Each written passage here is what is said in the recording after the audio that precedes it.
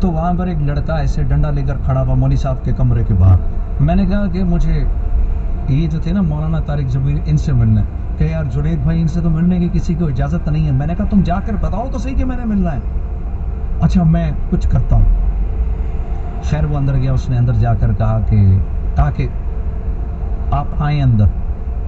جی کے بقول چھوٹے سے خیمے میں داخل ہوتے ہی مولانا طارق جمیل نے جنید غنی کو باہر جانے کے لیے کہا. اب یہاں صرف مولانا اور جی.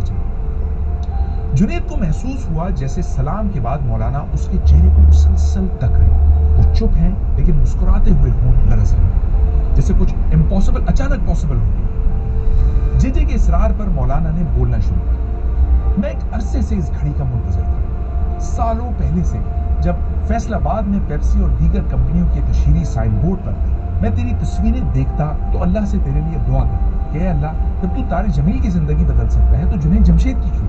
مجھے تجھ سے ملنے کی بہت تمنا تھی, بلکہ اس اجتماع گاہ میں آتے ہوئے ایئرپورٹ پر جب میں نے وہاں تیرا سائن بورڈ لگا ہوا دیکھا تب بھی دل سے نکلا کہ کاش اس لڑکے سے ملاقات. اور آج تم میرے سامنے. میں تمہیں نہیں دیکھ رہا, میں تو اللہ کی شان دیکھ رہا ہوں کہ جس کے لیے کچھ بھی ناممکن ہے. کچھ اور ادھر ادھر کی باتوں کے بعد جنید ملاقات کے مقصد پر. مولانا میرے پاس پیسہ ہے, سکون ہے, شہرت ہے, نیند ہے, گھر بار ہے, لیکن دل کا قرار نہیں. جواب اتنا ہی آسان ہے.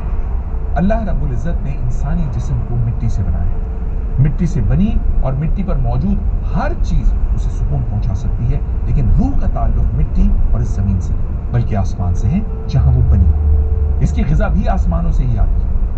مولانا نے قرآن کریم کی کچھ آیات اور احادیث کے حوالوں کے ساتھ بھی سمجھانے کی کوشش کی. تقریباً آدھے گھنٹے کے بعد یہ ملاقات ختم ہوئی اور جنید ایک حیرت زدہ, خوف زدہ اور کنفیوز جنید جمشید کی شکل میں اجتماع گاہ سے نکلا. اس دن کے بعد کئی اور راتیں بے سکونی میں گزری, لیکن اس بار فرق یہ تھا کہ پہلے رات بستر پر کروٹیں بدلتے گزرتی جو اب جائے نماز پر گم سن بیٹھے گزر رہی ہوتی. جنید کے ذہن میں سوال ہی سوال. کبھی خیال آتا کہ وہ موسیقی کے ذریعے لوگوں کو خوشی پہنچا رہا ہے, مسکراہٹیں بکھیر رہا ہے. ایسا کیسے ہو سکتا ہے کہ یہ عمل خدا کو ناپسند ہو؟ اور دوسرے ہی دن اللہ اور اس کے رسول صلی اللہ علیہ وسلم کے بتائے ہوئے راستے پر عمل کرنے کا دل بھی چاہا.